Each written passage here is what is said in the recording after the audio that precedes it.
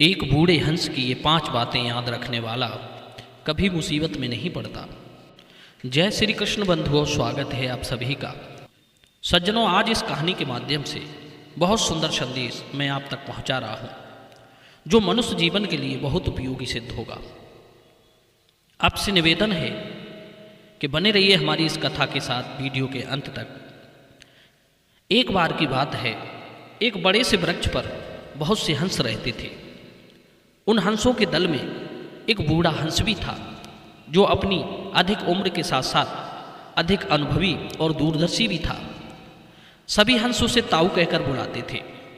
एक दिन उस वृद्ध हंस ने एक नन्ही सी बेल को पेड़ के तने पर लिपटे हुए देखा, तो उसने सभी हंसों को बुलाकर उन्हें समझाया कि देखो, ये जो छोटी सी बेल पेड़ की जड़ पर लिपटी है, इसे अतिशीघ्र नष्ट कर दो, नहीं तो एक दिन यह बेल हम सबको मौत के मुंह में ले जाएगी। बूढ़े हंस की बात सुनकर सभी हंस हंस पड़े और एक युवा हंस कहने लगा, अरे ताऊ, यह छोटी सी बेल भला हमें क्या नुकसान पहुंचाएगी, जो आप इतनी गंभीरता से हमें समझा रहे हैं। बूढ़ा हंस बोला, वत्स, आज तुम्हें ये बेल छोटी लग रही है, धीरे धीरे ये पूरे पेड़ पर फैल जाएगी, पेड़ के पूरे तने को अपने कब्जे में ले लेगी।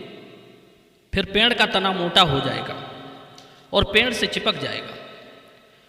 फिर तो नीचे से ऊपर तक पेड़ पर चढ़ने के लिए सीढ़ी सी बन जाएगी।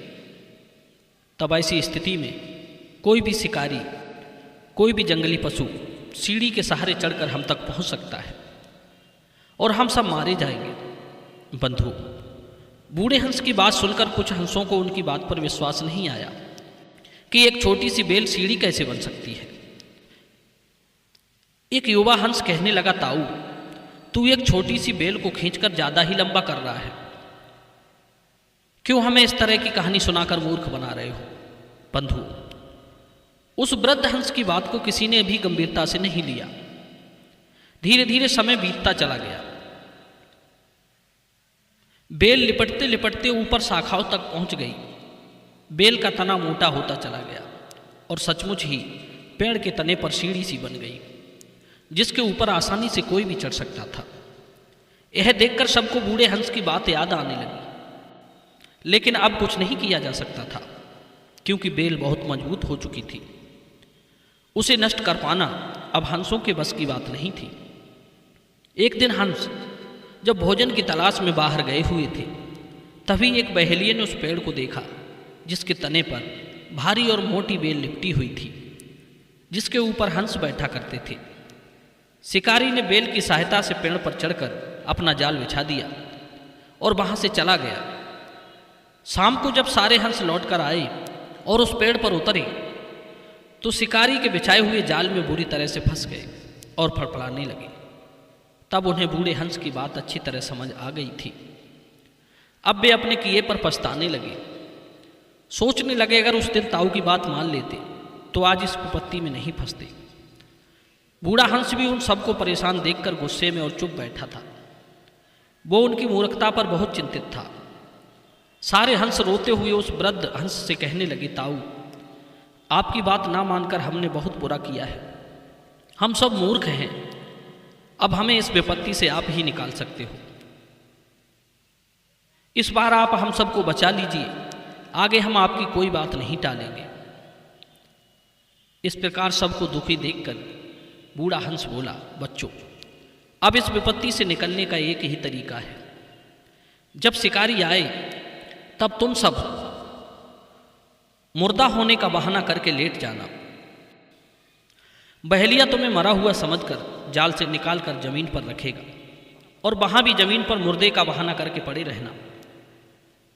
जैसे ही वो अंतिम हंस को निकालकर नीचे रखे, उसी समय सभी हंस एक साथ उड़ जाना। बंधुओं, इस तरह बुद्धिमान हंस के बताए अनुसार सारे हंस बहेलियों को देखकर मुर्दे की तरह लेट गए। बहेलिया आया और सब हंसों को निकाल निकाल कर जमीन पर रखने लगा। जब सारे हंस उससे निकालकर जमीन पर रख दिए और जाल को संभालने लगा, उसी समय सारे हंस एक साथ उड़ चले। बहेलिया उन्हें उड़ता देख अवाक सा रह गया। ये क्या हुआ? इसीलिए कहते हैं, बुद्धिमानों की सलाह को गंभीरता से लेना चाहिए। सारे हंस बड़े खुश थे क्योंकि वे बहुत बड़ी मुसीबत से निकल चुके थे और एक बूढ़े हंस की योजना अनुसार उन सब की जान बच गई। हंस कहने लगे, ताऊ, अब हम सब आपसे कुछ और बातें सीखना चाहते हैं जो हमारे लिए मुसीबत के समय में काम आए। बुद्धिमान हंस कहने लगा, सुनो, मैं तुम्हें जीवन की 5 अनमोल बातें बता रहा हूं, इन्हें अपने कंठ में बांध लेना।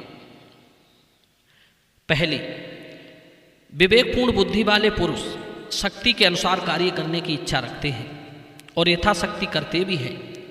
किसी वस्तु को तुच्छ समझकर उसकी अवमानना नहीं करते। दूसरी बात, जो आलसी स्वतंत्रता से बढ़ते हुए अपने शत्रु और बीमारी की अनदेखी करता है वो उनसे धीरे धीरे मारा जाता है।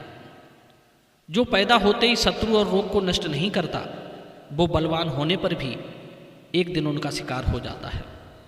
तीसरी बात, गरीबी, बीमारी, दुख, बंधन और आफतें ये सब प्राणियों के अपने किए हुए अपराध के पेड़ के फल हैं। चौथी बात, जो आगे की नहीं सोचता, जो दूर तक के परिणाम ना सोचकर कार्य कर डालता है, ऐसा मनुष्य हमेशा अपने किए का विपरीत फल पाता है। इसी कारण बिना सोचे विचारे कोई भी कार्य करना गलत है। मनुष्य को किसी भी प्रकार की मूर्खता नहीं करनी चाहिए। आगे पीछे विचार करने के बाद ही कोई कार्य करना चाहिए। और 5वीं और अंतिम बात, बड़े लोगों ने कहा है कि भविष्य की चिंता पहले से ही करनी चाहिए।